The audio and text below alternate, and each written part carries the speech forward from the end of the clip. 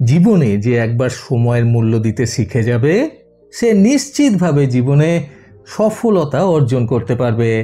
বন্ধুরা, এই অসাধারণ প্রসঙ্গটাকে কেন্দ্র করে আজকে আমি আপনাদের একটি ছেলের সুন্দর একটি গল্প শোনাবো। চ্যানেলে নতুন হলে সাবস্ক্রাইব করতে ভুলবেন না এবং অবশ্যই গল্পটি ভালো লাগলে একটা লাইক আশা করব। এক গ্রামে বাস করত একটি অত্যন্ত অলস প্রকৃতির ছেলে। তার নাম ছিল বান্টি। সে সবসময় গুরুত্বপূর্ণ কাজগুলোকে খুব দেরি করে করে করত, আর সেই কারণেই সে পড়াশোনায় একদম মনোযোগ দিতে পারত না। তার পরিবারের লোক এবং তার শিক্ষকেরা তাকে অনেক করে বোঝানোর চেষ্টা করত, কিন্তু সে কারোর কোনো কথাই বুঝতে নারাজ ছিল। সময়ের আসল গুরুত্ব সে কিছুতেই বোঝার চেষ্টা করত না, আর এই কারণেই সে তার জীবনে অত্যন্ত পরিমাণে পিছিয়ে পড়েছিল। একদিন ওই গ্রামে একজন জ্ঞানী মানুষ আসলেন। তিনি নিজের বুদ্ধিমত্তার জন্য অত্যন্ত বিখ্যাত ছিলেন। অনেক মানুষের অনেক সমস্যার সমাধান করে দিতে পারতেন তিনি নিজের বুদ্ধির দ্বারা। গ্রামের মানুষেরা ওনার কাছ থেকে নিজেদের সমস্যা সংক্রান্ত বিভিন্ন ব্যাপারে অনেক সমাধানও পেয়েছে। এই সমস্ত কিছু দেখে শুনে বান্টি ভাবল সেও একবার সেই জ্ঞানী মানুষের কাছ থেকে পরামর্শ নেবে এবং সে তার জীবনের অলসতা কাটিয়ে উঠবে। তাই গ্রামের সবাই ওই জ্ঞানী ব্যক্তির কাছ থেকে পরামর্শ নিয়ে চলে আসার পরে বান্টি সকলের আড়ালে সেই জ্ঞানী মানুষের কাছে গেল নিজের জীবন সংক্রান্ত সমস্যার সমাধান পাওয়ার আশায়।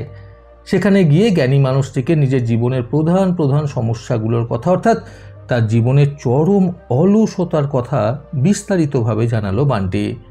বান্টির কাছ থেকে সবটা শুনে সেই জ্ঞানী ব্যক্তি বান্টিকে সময়ের মূল্য বোঝানোর আপ্রাণ চেষ্টা করলো, সেটা অবশ্যই তার নিজের বুদ্ধিমত্তার দ্বারা। এই প্রসঙ্গে তিনি একটি সুন্দর গল্প বললেন বান্টিকে। বান্টিও খুব মনোযোগ সহকারে সেই জ্ঞানী ব্যক্তির বলা গল্পটি শুনতে লাগলো। ব্যক্তিটি বলতে শুরু করলেন, বহু বছর আগেকার ঘটনা। এক রাজ্যের একজন রাজা ছিলেন। তিনি ভীষণ দয়ালু এবং সাদা সিধে প্রকৃতির রাজা ছিলেন। ওনার মন মানসিকতাও অত্যন্ত স্বচ্ছ ছিল। সেই রাজা নিজের রাজ্যের প্রজাদেরও খুব ভালোবাসতেন এবং সকলকে সবসময় সাহায্য করার আপ্রাণ চেষ্টা করতেন। নিজের যথার্থ অনুযায়ী তিনি সকলকে সাহায্য করতেন। একবার হঠাৎই ওনার রাজদরবারে ওনার এক বহু পুরনো দিনকার বন্ধু আসলেন ওনার সাথে দেখা করতে। রাজার সেই বন্ধু একসময় ওনার সহপাঠী ছিলেন, কিন্তু বর্তমানে রাজার সেই বন্ধু অত্যন্ত দরিদ্র একজন মানুষ। বর্তমানে তিনি বেকার ছিলেন, ফলে সমাজে ওনার সেরকমভাবে কোনো সম্মানও ছিল না। দরিদ্র হওয়ার জন্য সবাই ওনাকে তুচ্ছ তাচ্ছিল্য করত। এই নিয়ে উনি অত্যন্ত কষ্টে থাকতেন সব সময়। এত বছর পর পুরনো বন্ধুকে দেখে রাজা অনায়াসেই চিনে ফেললেন এবং তিনি বন্ধুর এই দুর্দশার অবস্থা দেখে অত্যন্ত দুঃখিত হলেন। যেহেতু রাজামশাই ছিলেন অত্যন্ত দয়ালু এবং পরোপকারী, তিনি নিজের বন্ধুকে নিজের কাছে ডাকলেন এবং বন্ধুর অবস্থা সম্পর্কে জিজ্ঞাসা করতে লাগলেন। তখন রাজামশাইয়ের প্রশ্নের উত্তরে ওনার সেই বন্ধু বলতে লাগলেন, রাজা, আমি জানি না মানুষ সবসময় আমাকে কেন যে এরকম ছোট চোখে দেখে বা আমাকে তুচ্ছতাচ্ছিল্য করে। আমি যখনই কোথাও চাকরির আবেদন করি সবাই আমার চাকরির আবেদন খারিজ করে দেয়, কারণ তারা মনে করে যে আমি কিছুই করতে পারবো না। আমার সমালোচকেরাও আমাকে নিয়ে ছোট বড় কথা বলে। এই নিয়ে আমি বড্ড হতাশাগ্রস্ত হয়ে পড়েছি। এখন আমি কি করব আমি নিজেই বুঝতে পারছি না। তাই আমি তোমার কাছে এসেছি সাহায্য চাইতে। সবটা শুনে রাজামশাই বললেন, ঠিক আছে, চলো তাহলে একটা কাজ করা যাক। তোমাকে আমি একটা সুবর্ণ সুযোগ দিচ্ছি। আজকে সূর্যাস্তের আগে তুমি আমার রাজকোষ থেকে যত খুশি সোনা গহনা নিতে পারো, আর সেই সবটাই হবে শুধুমাত্র তোমার। এই কথা শুনে রাজা সেই পুরনো বন্ধু অত্যন্ত আনন্দিত হয়ে উঠলেন। এরপর তিনি নিজের আনন্দ নিজের স্ত্রীর সাথে ভাগ করে নেওয়ার জন্য তৎক্ষণাৎ রাজার কাছ থেকে কিছুক্ষণ সময়ের জন্য বিদায় নিয়ে ছুটে নিজের বাড়িতে চলে আসলো। যেহেতু রাজমহল থেকে ওনার বাড়ির দূরত্ব খুব একটা বেশি ছিল না। বাড়িতে আসার পর রাজার সেই বন্ধু রাজার বলা কথাটা নিজের স্ত্রীকে ভাগ করে নিল। এই খবর পেয়ে তার স্ত্রীও খুব আনন্দিত হলো। তারপর তার স্ত্রী তাকে বলল, তুমি বরং একটা কাজ করো, তুমি আমাদের ঘর থেকে বড় বড় থলে নিয়ে রাজকোষ থেকে যতটা সম্ভব সোনা গহনা হিরে মানিক তুলে নিয়ে এসো। এই কথা শুনে তখন সেই বন্ধুটি তার স্ত্রীকে বললেন, না, এখনই যাব না, এখন তো সবে সকালবেলা, আর তাছাড়া আমার বড্ড খিদে পেয়েছে। তুমি আমাকে তাড়াতাড়ি করে কিছু খাবার বানিয়ে দাও।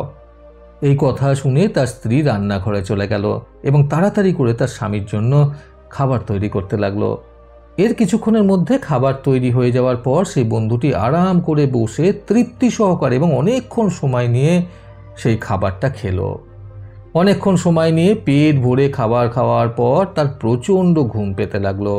সে ভাবলো, এখনও তো অনেকটা সময় রয়েছে, তাহলে আমি বরং একটু ঘুমিয়ে নিই, তারপরে না হয় যাওয়া যাবে। এই ভেবে আরাম করে সে ঘুমিয়ে পড়ল। আর ঘুমিয়ে ঘুমিয়ে সে বিনা পরিশ্রমে আর অল্প সময়ের মধ্যে বড়লোক হয়ে যাওয়ার স্বপ্ন দেখতে লাগলো। আরাম করে ঘুমিয়ে এবং আরামদায়ক স্বপ্ন দেখতে দেখতে কখন যে 3-3টে ঘন্টা পেরিয়ে গেল তার হুঁশ ফিরল না। 3 ঘন্টা পর তার স্ত্রী কাজবাজ ছেড়ে তাকে ঘরে ডাকতে আসলো, কারণ সে যাতে তাড়াতাড়ি করে রাজকোষ থেকে সোনা গহনাগুলো আনতে পারেন। তখন রাজা সেই বন্ধুটি ঘুম থেকে উঠে দেখলেন যে সবে মাত্র দুপুর হয়েছে, আর তাছাড়া সূর্যাস্তের এখনো অনেকটা সময় বাকি। এত তাড়াতাড়ি গভীর ঘুম থেকে ডেকে তোলার জন্য সে নিজের স্ত্রীকে বকাঝকা করতে লাগলো। বেশ কিছুক্ষণ সময় স্ত্রীকে বকাঝকা করার পেছনে ব্যয় করার পর সে বন্ধুটি বিছানা ছেড়ে উঠলেন এবং ধীরে ধীরে নড়ে চড়ে 2টি থলে সঙ্গে করে নিয়ে রাজপ্রাসাদের দিকে রওনা হলেন। যেহেতু তখন অনেকটা সময় বাকি ছিল, সেহেতু সে খুবই ধীর গতিতে পথ চলছিল। যেহেতু তখন দুপুরের সময় ছিল এবং বাইরের রোদটাও ছিল কড়া, তাই গরমে পথ হাঁটতে অনেকটাই কষ্ট হচ্ছিল সেই ব্যক্তিটির। তাই একটু বিশ্রাম নেওয়ার জন্য সেই নিকটবর্তী একটি বট গাছের নিচে বসে পড়ল। তখন একটু একটু মিষ্টি হাওয়া বইতে শুরু করেছিল, ফলে সেই মিষ্টি হাওয়া গায়ে লাগার পর রাজার সেই বন্ধুটির আবার ঘুম পেয়ে যায়। তারপর সে বটগাছের ছায়ায় এবং প্রকৃতির মিষ্টি মধুর হাওয়ায় আবারও ঘুমিয়ে পড়ে। ঘুমিয়ে ঘুমিয়ে সে আবারও খুব কম সময় এবং বিনা পরিশ্রমে বড়লোক হওয়ার স্বপ্ন দেখতে থাকে। এইবারে যেহেতু তাকে ডেকে দেওয়ার কেউ ছিল না, সেহেতু সে আরও বেশি সময় পর্যন্ত ঘুমালো। বেশ কয়েক ঘন্টা এভাবে ঘুমানোর পর যখন তার ঘুম ভাঙল, তখন সে দেখল চারিদিকে সন্ধ্যা নেমে এসেছে। সূর্য প্রায় ডুবতেই বসেছিল। সে তৎক্ষণাৎ সেখান থেকে উঠে এক দৌড়ে রাজপ্রাসাদের সামনে গেল, কিন্তু তার দুর্ভাগ্যবশত ততক্ষণে সূর্য ডুবে গিয়েছিল, ফলে রাজপ্রাসাদের প্রধান দরজাও বন্ধ হয়ে গিয়েছিল। তার আর বড়লোক হওয়া হলো না এইভাবে। সে সেখানে বসেই হাউ মাউ করে কাঁদতে লাগলো, কারণ তখন তার আর করার মতো কিছুই ছিল না। এইভাবেই রাজার সেই বন্ধু নিজের জীবনের অমূল্য সময়টাকে হারিয়ে ফেললেন। এই কথা বলে নিজের গল্পটা শেষ করার পর সেই জ্ঞানী ব্যক্তি বানটিকে উদ্দেশ্য করে আবারও বললেন, এবারে তুমি বুঝলে যে গুরুত্বপূর্ণ কাজগুলোকে না করে ফেলে রেখে দিলে তার শেষ পরিণতি কি হতে পারে। আর এই শেষ পরিণতিগুলো কিন্তু সত্যি খুব ভয়ঙ্কর হয়। এই কথা শুনে বানটি চুপ করে মাথা নিচু করে কিছুক্ষণ বসে রইল, কারণ সে নিজের ভুল বুঝতে পেরেছিল। কিছুক্ষণ এইভাবে বসে থাকার পর সে সেই জ্ঞানী ব্যক্তির কাছে প্রতিজ্ঞা করে বলল যে এরপর থেকে সে এরকম ভুল আর করবে না, কারণ সে বুঝে গেছে যে প্রত্যেকের জীবনেই সময়ের মূল্যবোধ ঠিক কতটুকু। এরপর সে বাড়ি ফিরে গেল এবং নিজের লক্ষ্য পূরণের জন্য কঠোর পরিশ্রম করতে শুরু করলো। বন্ধুরা, সময়ের যথার্থ মূল্য দিতে আজকের এই সুন্দর গল্প থেকে শিক্ষণীয় 3টি কথা সর্বদা মনে রাখুন। প্রথমত, প্রয়োজনীয় এবং গুরুত্বপূর্ণ কাজগুলোকে পরে করার জন্য ফেলে না রেখে যখনকার কাজ তখনই করে ফেলাটা বুদ্ধিমানের কাজ। দ্বিতীয়ত, জীবনের মূল্যবান সময়কে যথাযথভাবে ব্যবহার করলে অবশ্যই সুখী হওয়া যায়। তৃতীয়ত, আমরা যদি সময়কে সম্মান করি তবে অন্যান্য মানুষেরাও আমাদের সম্মান করবে। প্রতিবারের মতো আবারও বলবো, এই পৃথিবী তাদেরকেই সম্মান দেয় যারা ইউনিক কিছু করার ক্ষমতা রাখে। সকলের সুস্থ এবং সুন্দর জীবন কামনায় প্রকৃত জীবন থেকে আমি সন্তু চক্রবর্তী আবার আসবো আগামীকাল নতুন সুন্দর শিক্ষণীয় একটি ছোট গল্পের সাথে। ভালো শুনুন, ভালো থাকুন।